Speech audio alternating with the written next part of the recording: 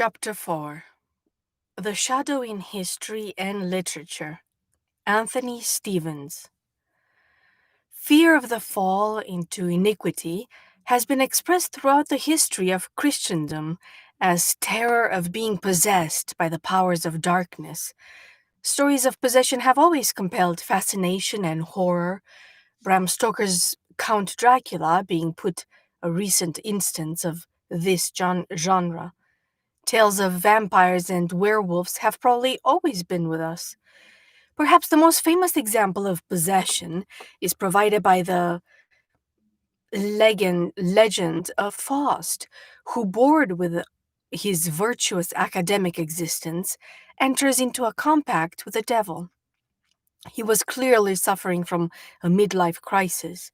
His single-minded pursuit of knowledge has led to a one-sided and over-intellectualized development of his personality, with far too much self-potential enlivened and locked away in the unconscious. As usually happens in such cases, the repressed psychic energy demands attention. Unfortunately, Faust does not indulge in a patient self-analysis, holding dialogues with the figures arising from the unconscious in an effort to assimilate the shadow. Instead, he allows himself to fall into it and be possessed. The trouble is that Faust believes that the answer to his problem must lie in more of the same thing, in a more determined perseveration of the old neurotic pattern. In example, he must acquire still more knowledge, like Dr. Jekyll, another intellectual bachelor with a similar problem. He's intrigued by the luminosity of the shadow when it personates, and sacrificing his ego's standpoint, he falls under its spell. As a result, it is all up with both of them, and the outcome is the sort of thing that all dread. Faust becomes a drunk and a libertine, while Jekyll turns into the monstrous Mr. Hyde. Our fascination with Faust and Mephisto and Jekyll and Hyde derives from the archetypal nature of the problem they crystallize.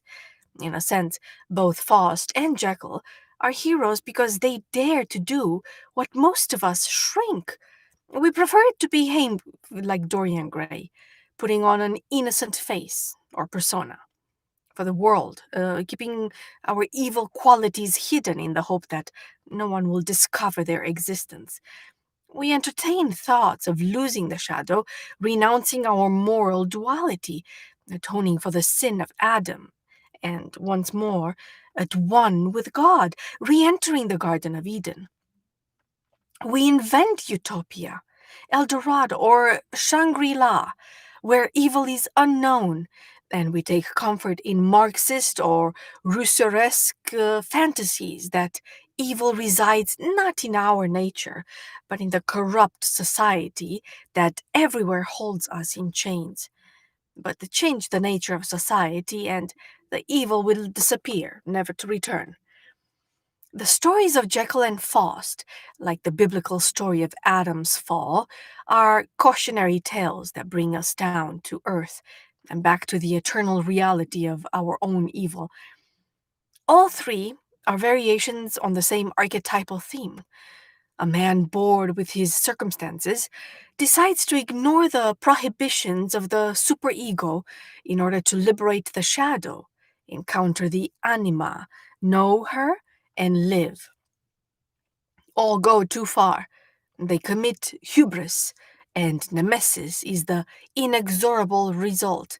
The wages of sin is death. The anxiety which haunts all such stories is not so much a fear of being caught, as fear that the evil side will get out of control. The plots of science fiction are designed to create the same unease, as indeed was Mary Shelley's Frankenstein, the prototype of them all. There is a universal anxiety of mankind was understood by Freud, as may be gathered from his account of the phenomenon in civilization and its discontents. Because of the time and circumstances in which he lived, middle-class Vienna at the end of the 19th century, Freud believed that the repressed evil that men and women feared was entirely sexual.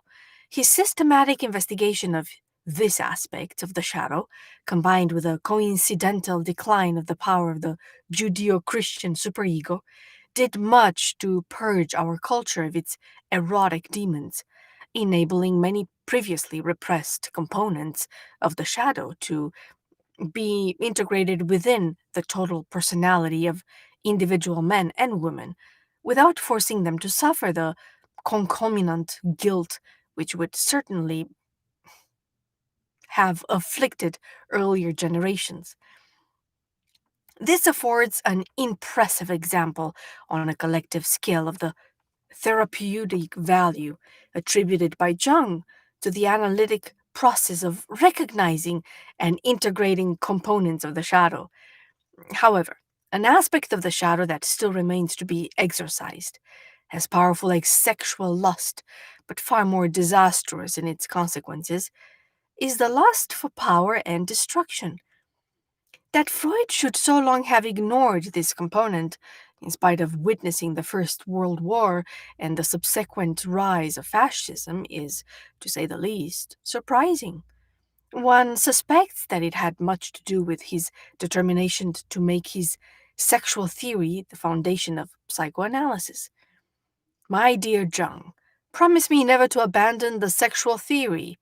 That is the most essential thing of all.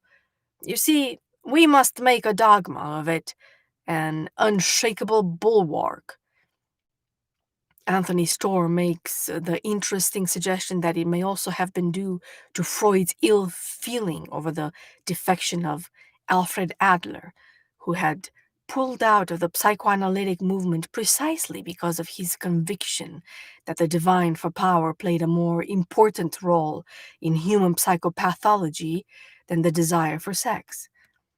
The task of confronting the brutal, destructive elements of the shadow has become in the 20th century an inescapable destiny of our species. If we fail, we cannot hope to survive. With good cause, this has become our universal anxiety. It is the shadow problem of our time. We might just we might just be in time to stop the apocalypse, declares Conrad Lorenz, but it will be the touch and go. At this very moment in the history of mankind, evolution has put us on the spot.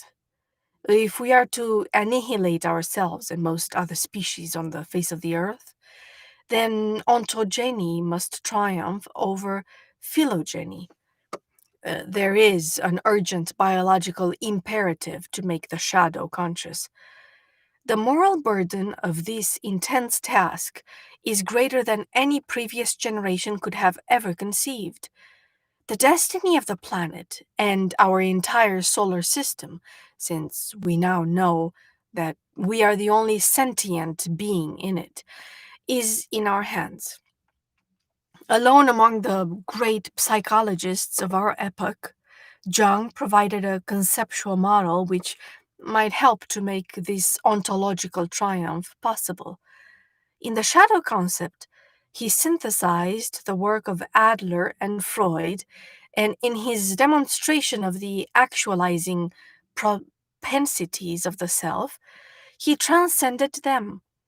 Only by coming consciously to terms with our nature, and in particular with the nature of the shadow, can we hope to avert total catastrophe.